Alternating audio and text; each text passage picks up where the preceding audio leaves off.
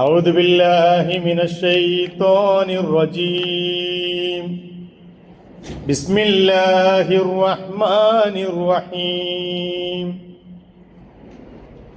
الشيطان يعدكم الفقر ويأمركم بالفحشاء والله يعدكم مغفرة منه وفضلا والله واسع عليم يؤتي الحكمة من يشاء ومن يؤت الحكمة فقد أوتي خيرا كثيرا وما يذكر إلا أولو الألباب صدق الله مولانا العظيم وصدق وبلغ رسوله النبي الكريم ونحن على ذلك من الشاهدين الشاكرين والحمد لله رب العالمين.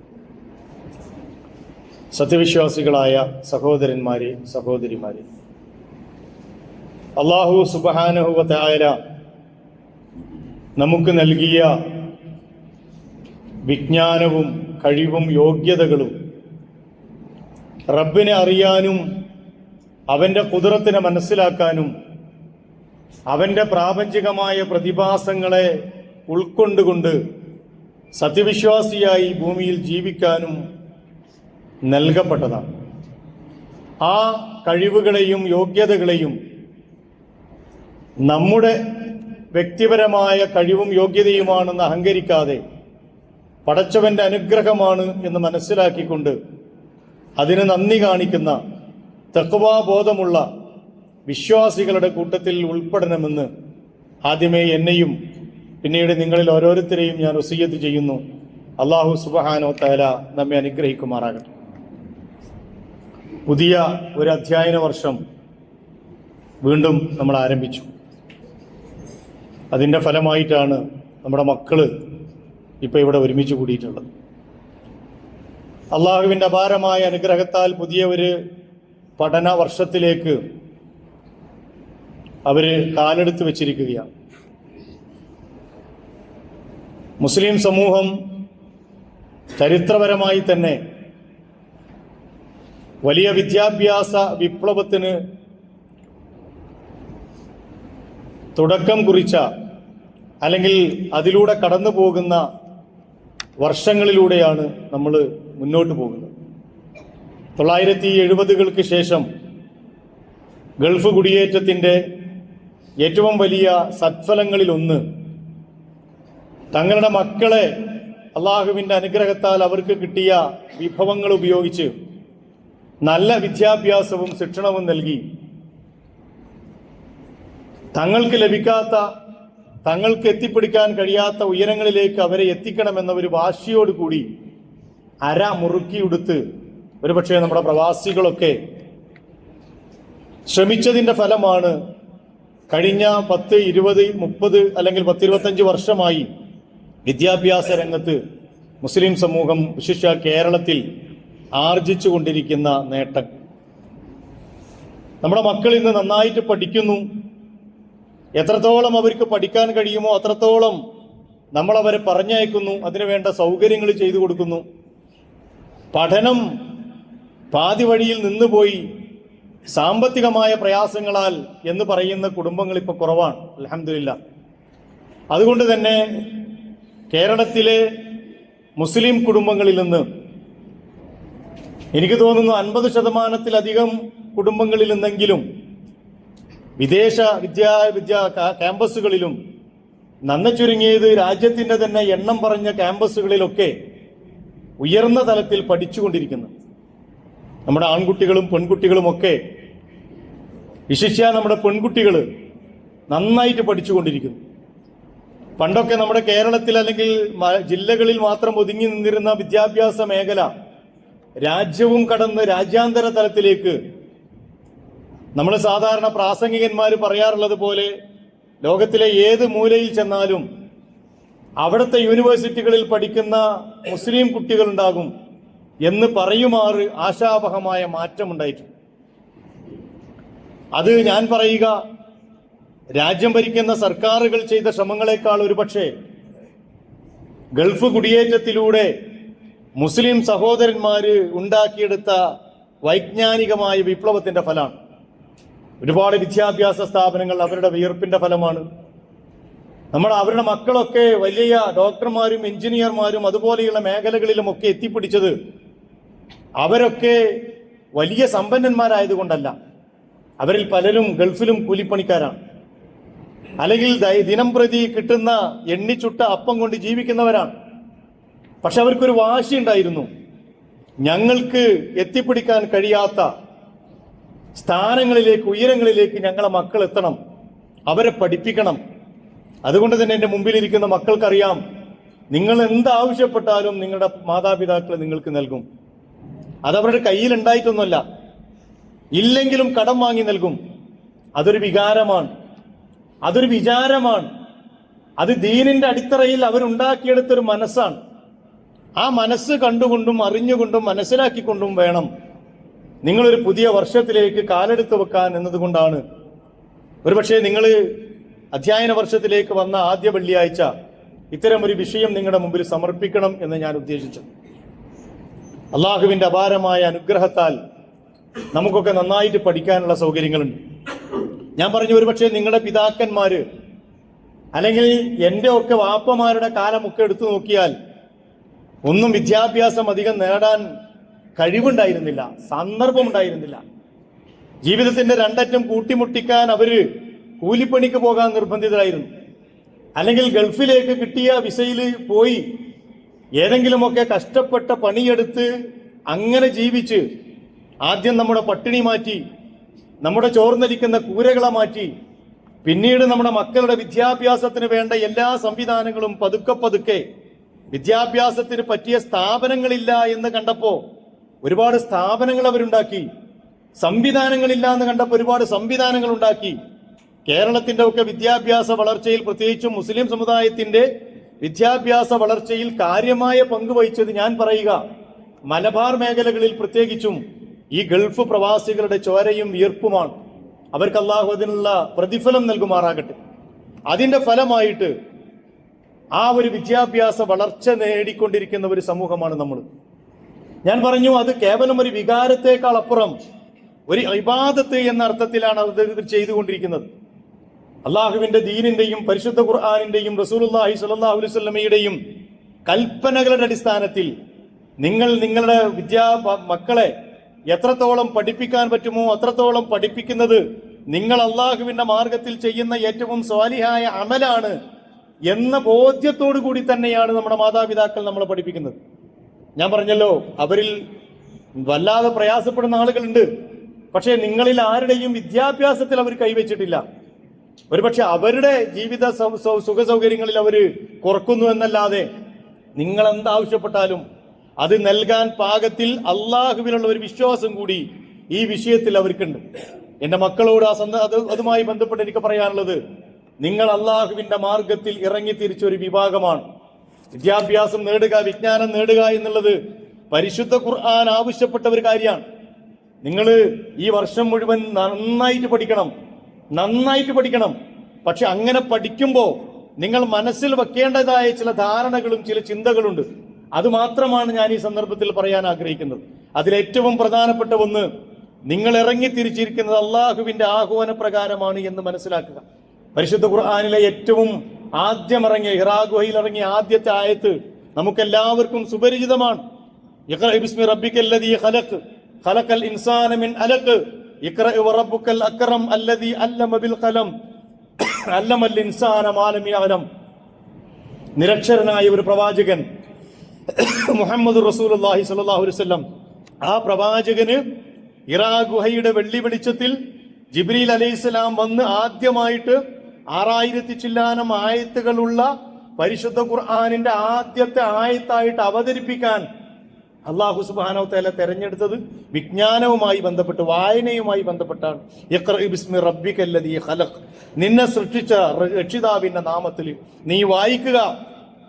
അല്ലദീ ഖലഖ ഇഖ്റഅ ബിസ്മി റബ്ബിക്കല്ലദീ ഖലഖ് ഖലഖൽ ഇൻസാന മിൻ അലഖ് ഇഖ്റഅ വറബ്ബുക്കൽ അക്റം. വീണ്ടും പറയാൻ, അത്യുദാരനായ പടച്ചവന്റെ മാർഗത്തിൽ നീ വായിക്കണം. അല്ലദീ അല്ലമ ബിൽ ഖലം, പേന കൊണ്ട് എഴുതാൻ പഠിപ്പിച്ചവൻ. അല്ലമൽ ഇൻസാന മാ ലം യഅലം, അവൻ അറിയാത്തത് മനുഷ്യനെ പഠിപ്പിച്ച റബ്ബിന്റെ നാമത്തിൽ വായിച്ചു തുടങ്ങണം എന്ന് പറഞ്ഞുകൊണ്ടാണ് ജിബ്രീൽ അലൈഹി സ്വലാത്തു വസ്സലാം റസൂലുള്ളാഹി സ്വല്ലല്ലാഹു അലൈഹി വസല്ലമക്ക് വഹ്യ് നൽകിയത്. വഹ്യിന്റെ ആരംഭം അങ്ങനെയാണ്. വിജ്ഞാനം ആർജിക്കുക എന്നത് ഇബാദത്താണ് എന്ന് റസൂലുള്ളാഹി സ്വല്ലല്ലാഹു അലൈഹി വസല്ലം പഠിപ്പിച്ചു. പരിശുദ്ധ ഖുർആൻ ഒരുപാട് സ്ഥലങ്ങളിൽ വിജ്ഞാനം ആർജിച്ച ആളുകളെയും അല്ലാത്തവരെയും മാറ്റി നിർത്തി. ഖുൽ ഹൽ യസ്തവില്ലദീന യഅലമൂന വല്ലദീന ലാ യഅലമൂൻ. ഖുർആൻ ഒരിക്കൽ ചോദിച്ചു, വിവരമുള്ളവരും വിവരമില്ലാത്തവരും സമന്മാരാണോ? അല്ല. ഇന്നമാ യതദക്കറു ഉലുൽ അൽബാബ്. അല്ല എന്ന് പറയാൻ കാരണം വിജ്ഞാനം ആർജിച്ച ബുദ്ധിയുള്ള ആളുകൾ മാത്രമേ അള്ളാനെ പേടിക്കൂ. അപ്പൊ ജ്ഞാനത്തിലൂടെ ആർജിച്ചെടുക്കേണ്ട ഒന്നാണ് പടച്ചവനുമായുള്ള ബന്ധമെന്ന് സ്ഥാപിക്കുകയാണ് പരിശുദ്ധ ഖുർആൻ ചെയ്യുന്നത്. മറ്റൊരിക്കൽ പറഞ്ഞു, സത്യം കണ്ടെത്താൻ കഴിയുന്നവർ വിജ്ഞാനമുള്ളവരാണ്. അള്ളാഹുവിന്റെ നേരറിയുന്നവർ, പടച്ചവനെ കുറിച്ച് പേടിയുള്ളവര്, പടച്ചവന്റെ ഗൗരവ സ്വഭാവം മനസ്സിലാക്കുന്നവർ വിജ്ഞാനം നേടിയവരാണ്. വയറല്ലദീന ഊത്തുൽ ഇൽമ അല്ലദീ ഉൻസില ഇലൈക മിർ റബ്ബിക ഹുവൽ ഹഖ്. വിജ്ഞാനം ലഭിച്ച ആളുകൾ, വിജ്ഞാനം നൽകപ്പെട്ട ആളുകൾ അവർ മനസ്സിലാക്കുന്നു, അല്ലദീ ഉൻസില ഇലൈക മിർ റബ്ബിക ഹുവൽ ഹഖ്. തന്റെ രക്ഷിതാവിൽ നിന്ന് തനിക്ക് അവതരിപ്പിച്ച ഈ വേദഗ്രന്ഥം അത് അങ്ങേയറ്റം വാസ്തവമാണ് എന്ന് അവർ മനസ്സിലാക്കുന്നു. വയഹ്ദി ഇലാ സിറാത്തിൽ അസീസിൽ ഹമീദ്. സ്തുത്യാർഹവാനായ അള്ളാഹുവിന്റെ മാർഗത്തിലേക്ക് അവർ സന്മാർഗം കാണിക്കുന്ന ഒരു ഗ്രന്ഥമാണ് ഇത് എന്ന് വിജ്ഞാനം ലഭിച്ച ആളുകളാണ് മനസ്സിലാക്കുക. അള്ളാഹു സുബ്ഹാനഹു വ തആല മനുഷ്യനെ നൽകിയ ഏറ്റവും വലിയ കഴിവെന്താണെന്ന് ചോദിച്ചാൽ നമ്മളൊക്കെ പഠിച്ചിട്ടുണ്ട്, എഴുത്തും വായനയാണ്.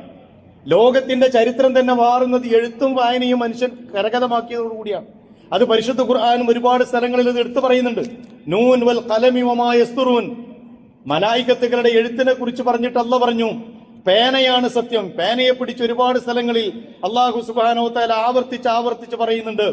വമാ യസ്തുറൂൻ, അവർ എഴുതിക്കൊണ്ടിരിക്കുന്നതുമാണ് സത്യം.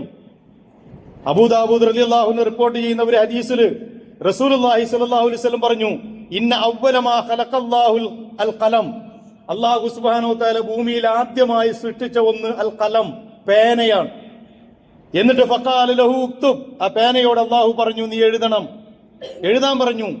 ഖാല റബ്ബി വമാദാ അക്തുബ്. പേന റബ്ബിനോട് ചോദിച്ചു, റബ്ബേ ഞാൻ എന്താ എഴുതേണ്ടത്?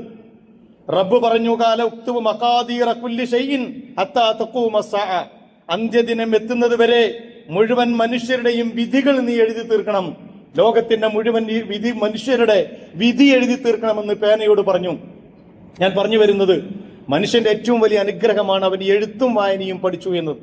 നമ്മുടെ കൂട്ടത്തിൽ തന്നെ നമുക്കറിയാം, എഴുത്തും വായനയും അറിയാത്ത ആളുകൾ ജീവിതത്തിന്റെ വല്ലാത്ത ഒരു പ്രയാസം അനുഭവിക്കുന്ന നമ്മൾ കാണുന്നുണ്ട്. ഇന്നൊരു പക്ഷെ അത്തരത്തിലുള്ള ആളുകൾ കുറഞ്ഞുകൊണ്ടിരിക്കുകയാണ്. ഇല്ല, വളരെ ദുർലഭമാണ്. പക്ഷെ എഴുത്തും വായനയും എന്ന് പറയുന്നത് അതാണല്ലോ ചരിത്രത്തിന്റെ ഗതിവിഗതികൾ നമ്മൾ പഠിക്കുമ്പോൾ വലിയ ഒരു വിപ്ലവമായിട്ട് പറയാറുണ്ട്. നമ്മൾ മനുഷ്യൻ എഴുതാൻ പഠിച്ചു, വായിക്കാൻ പഠിച്ചു എന്ന് പറയുന്നത് വലിയ ഒരു വിപ്ലവമാണ്. അത് ഇസ്ലാമിന്റെ തന്നെ അടിസ്ഥാനങ്ങളിൽ സ്ഥാപിക്കപ്പെട്ട ഒരു സംഗതിയാണ്. റസൂലുള്ളാഹി സ്വല്ലല്ലാഹു അലൈഹി വസല്ലം പറഞ്ഞു, തലബുൽ ഇൽമി ഫരീളത്തുൻ അലാ കുല്ലി മുസ്ലിമിൻ. ഓരോ മുസ്ലിമിനും വിജ്ഞാനം കരഗതമാക്കുക, സമ്പാദിക്കുക എന്നത് ഫർളായ ഒരു സംഗതിയാണ്. നിങ്ങൾ പഠിക്കുക എന്നത് അള്ളാഹ് നിർബന്ധമാക്കിയ ഒരു സംഗതിയാണ്. നമസ്കാരം പോലെ മറ്റ് ആരാധനകൾ പോലെ ഫരീളത്താണ്. നമസ്കാരത്തെ കുറിച്ച് പറഞ്ഞതല്ലേ, നമസ്കാരം അതിന്റെ സമയത്ത് നിർവഹിക്കുക എന്നത് ഫർളാണ്. അതേ പദം പ്രയോഗിച്ചിട്ടാണ് പറഞ്ഞത്. ഞാനിത് പറയുന്നത് എന്തിനാന്ന് വെച്ചാൽ, നിങ്ങൾ ഈ ചെയ്തുകൊണ്ടിരിക്കുന്നത് നിസ്സാരമായ ഒരു സംഗതിയല്ല. രാവിലെ കുറച്ച് പുസ്തകം എടുത്ത് സ്കൂളിൽ വരുന്നു, വൈകുന്നേരം ആ പുസ്തകം തിരിച്ചു കൊണ്ടുപോകുന്നു. അതിനിടയിൽ നടക്കുന്ന, നിങ്ങൾ അറിയാതെ നടക്കുന്ന ഒരു പ്രക്രിയ അല്ല വിദ്യാഭ്യാസം എന്ന് പറയുന്നത്. ബോധപൂർവം നമ്മൾ കടന്നു പോകേണ്ട വഴികളാണ് എന്ന് പറയാൻ വേണ്ടിയാണ്. അത് നിർബന്ധമാണ് എന്ന് റസൂലുള്ളാഹി സ്വല്ലല്ലാഹു അലൈഹി വസല്ലം പഠിപ്പിച്ചു. ഇമാം മാലിക് റഹ്മത്തുള്ളാഹി അലൈഹി ഒരിക്കൽ അദ്ദേഹത്തോട് ചോദിച്ചു, ഖീലൽ ഇമാമുൽ മാലിക് റഹ്മത്തുള്ളാഹ് മാ അഫ്ളലു മാ യസ്നഉൽ അബ്ദ്. ഒരു മനുഷ്യൻ ചെയ്യുന്ന ഏറ്റവും ഉന്നതമായ കർമ്മം എന്താണ് ഇമാം അവർകളെ? അദ്ദേഹത്തിന്റെ മറുപടി, ഖാല ത്വലബുൽ ഇൽമ്, വിജ്ഞാനം അന്വേഷിച്ചു പോവുക എന്നുള്ളതാണ്, പഠിക്കുക എന്നുള്ളതാണ് ഒരു മനുഷ്യൻ ചെയ്യുന്ന ലോകത്തിലെ ഏറ്റവും വിശിഷ്ടമായ ഒരു കർമ്മം. ഇന്ന ഫളലിൽ ആലിമി അലൽ ആബിദ്. റസൂലുള്ളാഹി സ്വല്ലല്ലാഹു അലൈഹി വസല്ലം മറ്റൊരിക്കൽ പറഞ്ഞു, ഒരു ആബിദും ഒരു ആലിമും, ആലിം എന്ന് പറഞ്ഞാൽ പഠിക്കുന്ന ആള്, പഠിച്ച ആള്. ആബിദ് എന്ന് പറഞ്ഞാൽ ഒരു വിജ്ഞാനവും ഇല്ലാതെ അള്ളാഹുവിനെ ഇബാദത്ത് ചെയ്തുകൊണ്ടിരിക്കുന്ന ആളുകൾ. ഈ രണ്ടാളുകളും തമ്മിലുള്ള വ്യത്യാസം കഫളിൽ ഖമറി ലൈലത്തുൽ ബദർ അലാ സായിരിൽ കവാകിബ്. 14-ാം രാവിലെ ചന്ദ്രൻ എങ്ങനെയാണോ മറ്റ് നക്ഷത്രങ്ങളിൽ നിന്ന് വ്യത്യസ്തമാകുന്നത്, അതുപോലെ വ്യത്യസ്തമായിരിക്കും എന്ന് റസൂലുള്ളാഹി സ്വല്ലല്ലാഹു അലൈഹി വസല്ലം പറഞ്ഞു. പരിശുദ്ധ ഖുർആൻ പറഞ്ഞു, യർഫഇല്ലാഹു അല്ലദീന ആമനു മിൻകും വല്ലദീന ഊതുൽ ഇൽമ ദറജ. നിങ്ങളിൽ നിന്ന് വിജ്ഞാനം നൽകപ്പെട്ട ആളുകൾ, അതുപോലെ തന്നെ വിശ്വാസികളായ ആളുകൾ, ഈ രണ്ട് വിഭാഗത്തിനും അല്ലാഹു ഉന്നതമായ സ്ഥാനം നൽകിയിരിക്കുന്നു. വല്ലാഹു ബിമാ തഅമലൂന ഖബീർ. നിങ്ങൾ പ്രവർത്തിച്ചു കൊണ്ടിരിക്കുന്നതൊക്കെ അല്ലാഹു അറിയുന്നവനാണ്. ഇതിനു പുറമെ ഒരുപാട് ഹദീസുകൾ നമുക്ക് കാണാൻ കഴിയും. വിജ്ഞാനം അന്വേഷിച്ചുകൊണ്ട് ഒരു മനുഷ്യന്റെ മാർഗത്തിൽ പുറപ്പെട്ടാൽ, മൻ സലക ത്വരീഖൻ യൽതമിസു ഫീഹി ഇൽമൻ സഹലല്ലാഹു ലഹു ത്വരീഖൻ ഇലൽ ജന്ന. ഒരു മനുഷ്യൻ വിജ്ഞാനം അന്വേഷിച്ച് പുറപ്പെട്ടാൽ അവൻ അള്ളാഹിന്റെ മാർഗത്തിലാണ്. അവൻ വീട്ടിലേക്ക് തിരിച്ചു വരുന്നത് വരെ അള്ളാഹുവിന്റെ മാർഗത്തിലാണ്. ദീനിയായ കർമ്മമാണ്, ഇസ്ലാമികമായ ഇബാദത്താണ് ചെയ്തുകൊണ്ടിരിക്കുന്നത്.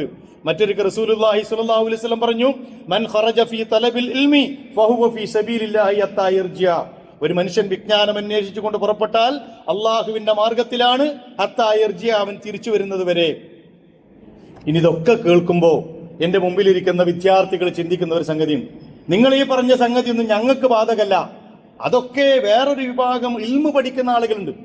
എന്താ കാരണം എന്നറിയോ? നമ്മൾ ഇൽമു എന്ന പദത്തെ തന്നെ ഒരു വിഭാഗത്തിന് ചാർത്തി കൊടുത്തിരിക്കുന്നു. നമ്മളിപ്പോ നല്ല ആലിമാണ് എന്ന് പറഞ്ഞാൽ ആരെ കുറിച്ചാ പറയാ? സ്കൂളിൽ വരുന്ന ഒരു കുട്ടിയെ കുറിച്ചോ, ഡോക്ടറേറ്റ് എടുക്കാൻ പോകുന്ന, അല്ലെങ്കിൽ ഏതെങ്കിലും തിസീസ് ചെയ്യുന്ന നല്ല എഞ്ചിനീയറായ ആളുകളെ കുറിച്ച് നമ്മൾ പറയും ഇയാൾ നല്ലൊരു ആലിമാണ്? ഇല്ല. നമ്മൾ പറയാ സാധാരണ അതിന്റെ വേഷ സംവിധാനങ്ങളോടുകൂടി. അത് മോശമെന്നല്ല ഈ പറഞ്ഞതിനർത്ഥം, വളരെ മഹോന്നതം തന്നെയാണ്. പക്ഷെ ഇൽമു എന്ന പദം പരിശുദ്ധ ഖുർആൻ പ്രയോഗിച്ചെടുത്ത് മുഴുവൻ പ്രയോഗിച്ചത് ഏതെങ്കിലും ഒരു മതവിദ്യാഭ്യാസം നേടുന്ന ഒരു വിഭാഗത്തെ അഡ്രസ്സ് ചെയ്യാനല്ല. ഇൽമു എന്ന പദത്തിന്റെ അർത്ഥം തന്നെ ശാസ്ത്രമെന്നാണ്. അതുകൊണ്ടാണല്ലോ ഇൽമു തിബ് എന്ന്, വൈദ്യശാസ്ത്രത്തിന്റെ പേര് ഇൽമു തിബാണ് അറബിയിൽ. ഇൽമുൽ ഫുൽക്ക് എന്ന് പറഞ്ഞാൽ ഗോളശാസ്ത്രമാണ്. അപ്പൊ ശാസ്ത്രം എന്നാണ് അതിൽ പ്രയോഗിച്ചിട്ടുള്ളത്. എല്ലാ വിജ്ഞാനീയങ്ങളും അള്ളാഹുവിൻ്റെതാണ്. ആ ധാരണയിൽ തന്നെ നമ്മൾ പഠനം തുടങ്ങണം. മദ്രസയിൽ പോകുമ്പോൾ ഇൽമ്, സ്കൂളിൽ വരുമ്പോൾ ഇൽമല്ലാത്ത വേറെന്തോ ഒരു സാധനമാണെന്ന ധാരണ ആദ്യമേ തന്നെ നമ്മൾ തിരുത്തണം. അതുകൊണ്ട് തന്നെ പലപ്പോഴും നമുക്ക് സംഭവിക്കുന്നത് വെച്ചാൽ പെൺകുട്ടികളൊക്കെ മദ്രസയിൽ പോകുമ്പോൾ നല്ല വസ്ത്രധാരണത്തിലും നല്ല അവറത്തൊക്കെ മറച്ചിട്ട് പോകും. അതേ കുട്ടി സ്കൂളിലേക്ക് വരുമ്പോൾ അതൊക്കെ വാരി വലിച്ച് പുറത്തിട്ടിട്ട് വേറെ കോലത്തിലേക്ക് വരും. കാരണം എന്താ? അവള് മനസ്സിലാക്കിയത് ഇത് മതവിദ്യാഭ്യാസം അള്ളാന്റെ മാർഗത്തിലും മറ്റത് വേറെ ആരെയോ മാർഗത്തിലോ ആണെന്നാണ്. അല്ല, ലോക ചരിത്രത്തിൽ തന്നെ അങ്ങനെയില്ല. ഇഖ്റ ബിസ്മി റബ്ബിക്കല്ലദീ ഖലഖ് എന്ന് പറഞ്ഞപ്പോൾ അവിടെ പറഞ്ഞോ ഏത് വിജ്ഞാനമാണ് വായിക്കാൻ പറഞ്ഞത്? എല്ലാം അള്ളാഹുവിൻ്റെതാണ്. നിങ്ങൾ നോക്ക്, ഈ പ്രപഞ്ചത്തിന്റെ മുഴുവൻ വിജ്ഞാനീയങ്ങളും അള്ളാഹുവിൻ്റെതാണ്. പടച്ചതമ്പുരാന്റെ കുദ്റത്തല്ലാത്ത എന്തെങ്കിലും ഈ ഭൂമിയിൽ നമ്മൾ കാണുന്നുണ്ടോ? ഇല്ല, ഒന്നും കാണുന്നില്ല. എല്ലാം അള്ളാഹുവിൻ്റെതാണ്. അതുകൊണ്ട് നിങ്ങൾ സ്കൂളിൽ പഠിക്കുന്നത് കെമിസ്ട്രി ആകട്ടെ, ബയോളജി ആകട്ടെ, മാത്സ് ആകട്ടെ, മറ്റെന്ത് വൈജ്ഞാനിക ശാഖകളാകട്ടെ, അത് മുഴുവൻ അള്ളാഹുവിന്റെ ഇൽമാണ്. ലോക ചരിത്രം അതിന് സാക്ഷിയാണ്. നിങ്ങൾ നോക്ക്, ചരിത്രത്തിൽ രണ്ട് ഘട്ടങ്ങളിലെ, ഒന്ന് റസൂലുള്ളാഹി സ്വല്ലല്ലാഹു അലൈഹി വസല്ലമക്ക് ഞാൻ നേരത്തെ പറഞ്ഞ വഹയി ഇറങ്ങുന്നതിന്റെ മുമ്പ് അറബികളുടെ ഒരു ചരിത്രമുണ്ട്. അവരെ കുറിച്ച് ഒരു പക്ഷേ നിങ്ങൾ തന്നെ പഠിച്ചിട്ടുണ്ടാകും. ഇരുണ്ട യുഗം എന്നാണ് അവർ പറഞ്ഞിരുന്നത്. കാരണം ചരിത്രത്തിൽ ഒന്നും സംഭാവന ചെയ്യാത്ത, വിദ്യാഭ്യാസമില്ലാത്ത, വൈജ്ഞാനികമായ സ്റ്റെപ്പുകൾ കയറിയിട്ടില്ലാത്ത പടുജാഹിലുകളേതായി ജാഹിലിയ കാലഘട്ടം എന്നാണല്ലോ പറയാ. എന്താ അങ്ങനെ? ജാഹിൽ എന്ന് പറഞ്ഞാൽ ആരാ? വിവരമില്ലാത്തവന്റെ കാലഘട്ടം.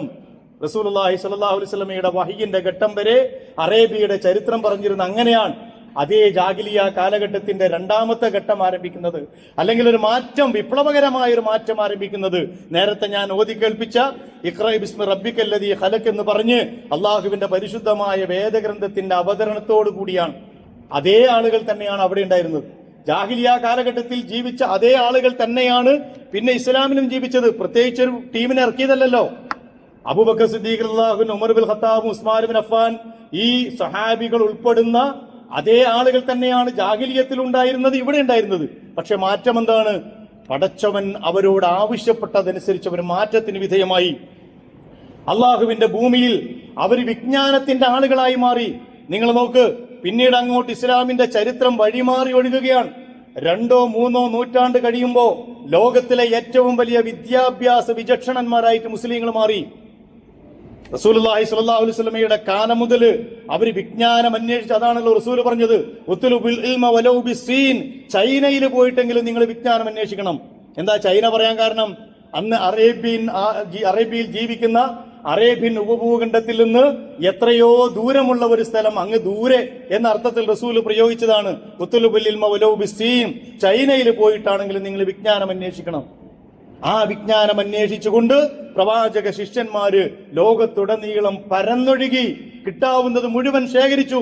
മുഴുവൻ അവർ ശേഖരിച്ചത് പരിശുദ്ധ ഖുർആനിന്റെ അടിത്തറയിൽ നിന്നുകൊണ്ട് തന്നെയാണ്. ഭൗതികമെന്ന വിജ്ഞാനമോ അല്ലെങ്കിൽ ദീനിയായ വിജ്ഞാനമെന്നോ അതിർവരമ്പുകളില്ലാതെ അവർ കിട്ടിയത് മുഴുവൻ സ്വായത്തമാക്കി. കാരണം ഖുർആൻ അവരോട് ആവശ്യപ്പെട്ടിരുന്നു, നിങ്ങൾ അത് മുഴുവൻ കൈക്കലാക്കണം. കുൽ സീറൂ ഫിൽ അർളി ഫൻദുറു കൈഫ ബദഅൽ ഖൽഖ, നിങ്ങൾ ഭൂമിയിൽ സഞ്ചരിക്കണം, എന്നിട്ട് നിങ്ങൾ നോക്കണം അല്ലാഹ് എങ്ങനെയാണ് ഈ പ്രപഞ്ചത്തെ സൃഷ്ടിച്ചു വെച്ചിട്ടുള്ളത്. സുമ്മല്ലാഹു യുൻശിഉൻ നശാത്തൽ ആഖിറ, പിന്നെ എങ്ങനെയാണ് പുനർജീവിതം അള്ളാഹു കൊണ്ടുവരാൻ അതിന്റെ തെളിവുകൾ നിങ്ങൾക്ക് മനസ്സിലാകുന്ന രീതിയിൽ ഈ പ്രപഞ്ചത്തിൽ ഒളിപ്പിച്ചു വെച്ചിട്ടുള്ളത് എന്ന് നിങ്ങൾ പഠിക്കണം. 1000 തവണ പരിശുദ്ധ ഖുർആൻ മനുഷ്യനോട്, സത്യവിശ്വാസികളോട് ആഹ്വാനം ചെയ്യുന്നതാണ്. നിങ്ങൾ ഭൂമിയിൽ സഞ്ചരിക്കണം.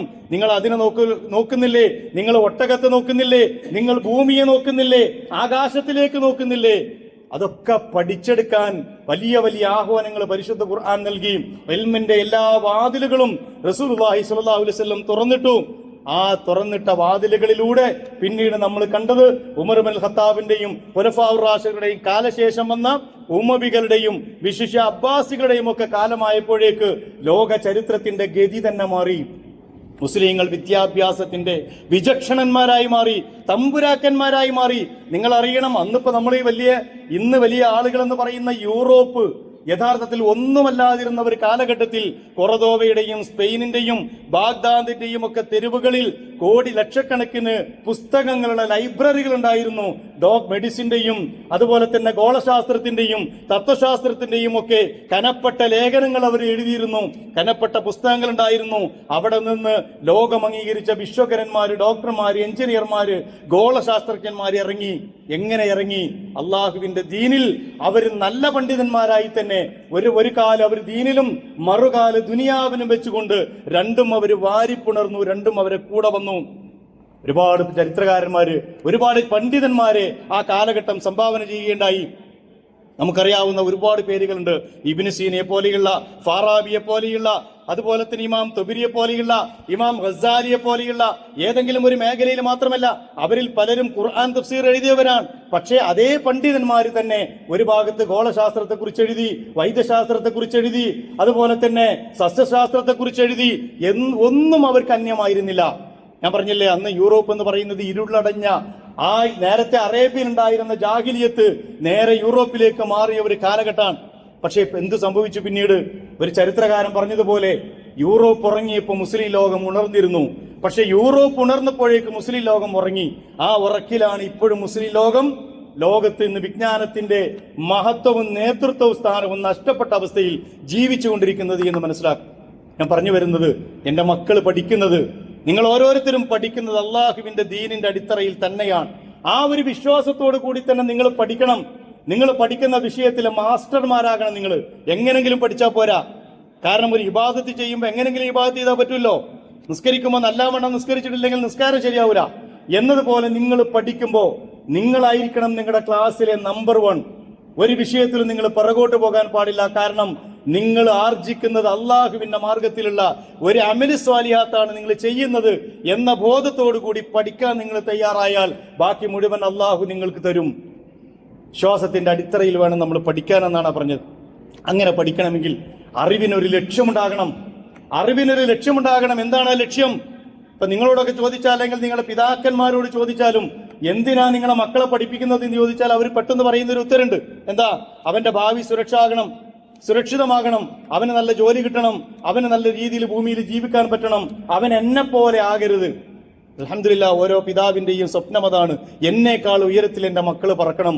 ഓരോ മാതാവും അങ്ങനെയാണ് ചിന്തിക്കുന്നത്. അതിലൊരു തെറ്റുമില്ല. അല്ലാഹു സുബ്ഹാനഹു വ തആല ആവശ്യപ്പെട്ടത് തന്നെയാണത്. വബ്തഗി ഫീമാ ആതാകല്ലാഹു അദ്ദാറൽ ആഖിറ വലാ തൻസ നസീബക മിനദ് ദുനിയ. ഹാറൂനെ കുറിച്ച് പറഞ്ഞപ്പോൾ അല്ലാഹു സുബ്ഹാനഹു വ തആല പറഞ്ഞ ഒരു വാചകമുണ്ട്, നിനക്ക് അല്ലാഹു നൽകിയതിൽ പരലോകത്തെ നീ വിസ്മരിക്കരുത്, പക്ഷേ വലാ തൻസ നസീബക മിനദ് ദുനിയ, ദുനിയാവിൽ നിനക്കുള്ള ഓഹരിയെ കുറിച്ച് നീ മറക്കരുത്. നീ എത്രത്തോളം ഉയരത്തിലെത്താൻ പറ്റുമോ അത്രത്തോളം നീ എത്തണം. അള്ളാഹുവിന്റെ അപാരമായ അനുഗ്രഹത്താൽ കഴിഞ്ഞ 10-15 വർഷം കൊണ്ട് ലക്ഷക്കണക്കിന് ഡോക്ടർമാരും എഞ്ചിനീയർമാരും മുസ്ലിം സമുദായത്തിൽ ഉണ്ടായിട്ടുണ്ട്. അൽഹംദുലില്ലാഹ്. പക്ഷെ ഇനിയും നമ്മൾ കൈവക്കാത്ത ഒരുപാട് മേഖലകളുണ്ട്, കടന്നു ചെല്ലാത്ത ഒരുപാട് മേഖലകളുണ്ട്. സിവിൽ സർവീസ് പോലെയുള്ള അല്ലെങ്കിൽ നിയമനിർമ്മാണ സംഗതികളുമായി ബന്ധപ്പെട്ടൊക്കെ ഒരുപാട് മേഖലകളിൽ ഇന്നും മുസ്ലിം സമുദായത്തിന്റെ അംഗങ്ങളുടെ എണ്ണം തുച്ഛമാണ്, ഇല്ല എന്ന് തന്നെ പറയാം. ഏറ്റവും കൂടുതൽ ജനങ്ങളുടെ ജീവിതവുമായി, സാധാരണക്കാരന്റെ ജീവിതവുമായി സ്വാധീനിക്കുന്ന ഇത്തരം മേഖലകളിലൊക്കെ മുസ്ലിം സമുദായത്തിന്റെ പുതിയ തലമുറ, നമ്മുടെ മക്കൾ കടന്നു പോകേണ്ടതുണ്ട്. രക്ഷിതാക്കള് ഇനിയും അവരെ ഡോക്ടർമാരും എഞ്ചിനീയർമാരും എന്ന് പറയുന്ന ഈ ശരാശരി ഒരു പാരമ്പര്യ രീതിയിൽ നിന്ന് മാറി ഞാൻ പറയുന്നത് പുതിയ മേച്ചിൽപ്പുറങ്ങളിലേക്ക്, മേഖലകളിലേക്ക് അവരെ തിരിച്ചുവിടണം. മുസ്ലിം സമുദായത്തിന്റെ നിലനിൽപ്പുമായി ബന്ധപ്പെട്ട് തന്നെ അത് അത്യാവശ്യമായ ഒരു ഘട്ടത്തിലൂടെയാണ് നമ്മൾ കടന്നുപോയിക്കൊണ്ടിരിക്കുന്നത്. അതുകൊണ്ട് ആ അറിവിനൊരു ലക്ഷ്യമുണ്ടാകണം. നിങ്ങൾ പഠിക്കുന്നതൊരു ലക്ഷ്യമുണ്ട്. അതെന്താണ്? കേവലം നേരത്തെ ഞാൻ പറഞ്ഞ ഭൗതികമായി നിങ്ങൾ എല്ലാ കഴിവുകളും ഉള്ളവരാവുക, സാമ്പത്തികമായി കഴിവുണ്ടാവുക, നല്ല രീതിയിൽ ഭൂമിയിൽ ജീവിക്കുക എന്നത് മാത്രമല്ല, അതിനപ്പുറത്തേക്ക് നിങ്ങൾ ഏത് മേഖലയിൽ എത്തപ്പെടുന്നുവോ ആ മേഖലയിൽ അള്ളാഹുവിന്റെ ദീനുമായി ബന്ധപ്പെട്ട് നിങ്ങൾക്ക് ഖിദ്മത്ത് ചെയ്യാൻ കഴിയണം. ഞാനൊരു ഡോക്ടറാണെങ്കിൽ ആ മേഖലയിൽ എനിക്ക് എന്തൊക്കെ കഴിവുകൾ അള്ളാഹു തന്നിട്ടുണ്ടോ ആ കഴിവുകളെ ഉപയോഗപ്പെടുത്തിക്കൊണ്ട് പടച്ചതമ്പുരാൻ ഇഷ്ടപ്പെട്ട രീതിയിൽ ഞാൻ ആ കർമ്മം നിർവഹിക്കും. ഓരോരുത്തരും അങ്ങനെ തീരുമാനിച്ചുകൊണ്ട് ആണ് നമ്മൾ പഠിക്കുന്നതെങ്കിൽ ആ പഠനമാണ് ഞാൻ പറഞ്ഞത്, അത് ഇബാദത്താണ്. അതിനുശേഷം നിങ്ങൾക്ക് കിട്ടുന്ന ജോലിയും ഇബാദത്താണ്. നിങ്ങളുടെ ജീവിതം മുഴുവൻ അള്ളാഹുവിന്റെ തൃപ്തിയിൽ നിങ്ങൾക്ക് മുന്നോട്ട് കൊണ്ടുപോകാൻ കഴിയും. കാരണം അറിവിന്റെ ലക്ഷ്യം എന്ന് പറയുന്നത് പടച്ചതമ്പ് റസൂലുള്ളാഹി സ്വല്ലല്ലാഹു അലൈഹി വസല്ലം പറഞ്ഞ ഒരു സംഗതിയുണ്ട്. അല്ലാഹു സുബ്ഹാനഹു വ തആല കോപിക്കും ആഖിറം കാണാത്ത പഠനമാണെങ്കിൽ. ഇഹലോകത്താണ് നമ്മൾ പഠിക്കുന്നത്, പക്ഷേ ലക്ഷ്യം ഇഹലോകം മാത്രമല്ല, ആഖിറം കൂടിയുണ്ട്. അതുകൊണ്ടാണ് പരിശുദ്ധ ഖുർആൻ നമ്മളെ പഠിപ്പിച്ചത്.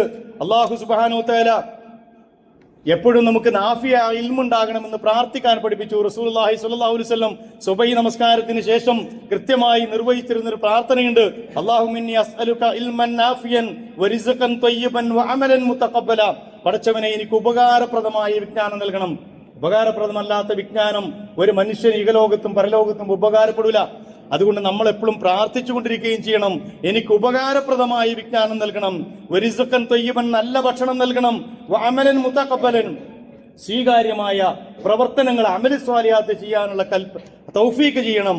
അതുപോലെ തന്നെ പ്രവാചകൻ പ്രാർത്ഥിക്കാറുണ്ടായിരുന്നു, അല്ലാഹുമ്മ ഇന്നി അഊദു ബിക മിൻ ഇൽമിൻ ലാ യൻഫ, ഉപകാരപ്പെടാത്ത ഇൽമിൽ നിന്ന്, വിജ്ഞാനത്തിൽ നിന്ന് ഞാൻ നിന്നോട് ശരണം തേടുന്നു, നിന്നോട് അഭയം തേടുന്നു എന്ന് പ്രവാചകൻ സല്ലല്ലാഹു അലൈഹി വസല്ലം പ്രാർത്ഥിക്കാറുണ്ടായിരുന്നു. ഞാൻ പറഞ്ഞു വന്നതിന് ഇത്രയേ അർത്ഥമുള്ളൂ. നിങ്ങൾ ഇറങ്ങി തിരിച്ചിരിക്കുന്നത് വല്ലാത്ത ഗുണകരമായ പടച്ചതമ്പുരാൻ ഇഷ്ടപ്പെടുന്ന ഒരു മാർഗത്തിലാണ്. ഇതൊക്കെ പറയുമ്പോഴും ഞാൻ നേരത്തെ പറഞ്ഞ അതൊക്കെ മദ്രസയിലേക്കും പള്ളിയിലേക്കും പള്ളി ദർസിലേക്കും മാത്രമാണെന്ന് വിചാരിക്കേണ്ട. അവർ കൂട്ടത്തിൽ നിങ്ങളും ഉണ്ട്. പക്ഷേ ഞാൻ പറഞ്ഞ അർത്ഥത്തിൽ കലാലയങ്ങൾ എന്ന് പറഞ്ഞാൽ ഇന്ന് നമ്മൾ കാണുന്നത് എല്ലാ അർത്ഥത്തിലുള്ള പല സന്ദർഭങ്ങളിലും തിന്മകളുടെ കേന്ദ്രങ്ങൾ കൂടിയായി മാറുകയാണ്. അതെന്തുകൊണ്ടാണ് സംഭവിക്കുന്നത് ചോദിച്ചാൽ നമുക്കതിനെക്കുറിച്ച് ഈ ബോധ്യവും ഇല്ലാത്തത് കൊണ്ടാണ്. നമ്മൾ ഇവിടെ വന്നത് ഒരു ഇൽമിനെ അന്വേഷിച്ചുകൊണ്ടാണ്, ഒരു ഇബാദത്തിന്റെ മാർഗമായിക്കൊണ്ടാണ് എന്ന് നിങ്ങൾ ഓരോരുത്തർ മനസ്സിലാക്കൽ. പിന്നെ നിങ്ങളെ പഠിപ്പിക്കാൻ ഒരാൾക്കും കഴിയില്ല.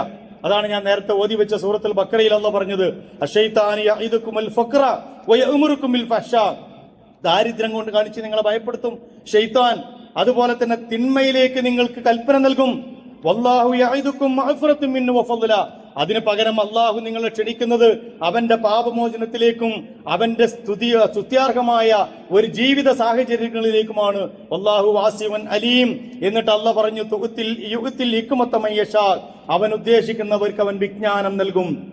വമൻ യുഅ്തിൽ ഹിക്മത ഫഖദ് ഊതിയ ഖൈറൻ കസീറ, ആർക്ക് വിജ്ഞാനം നൽകിയോ അവർ അള്ളാഹുവിന്റെ മാർഗത്തിൽ അനുഗ്രഹിക്കപ്പെട്ട അള്ളാഹുവിന്റെ ഖൈർ കിട്ടിയവരാണ്.